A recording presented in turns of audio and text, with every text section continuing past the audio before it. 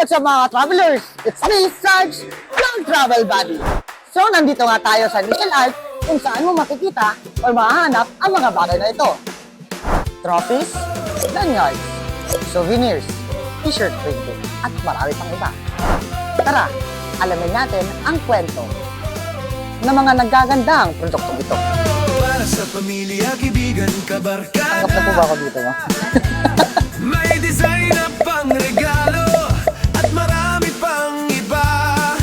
Hindi ka mabibitin at sila na ang bahay. They bring the memories para maging long-lasting siya. We want to have something na memorabilia or souvenirs na we can put it on our home, then you can wear it, then aalala mo yung good memories mo during nasa Bicol ka.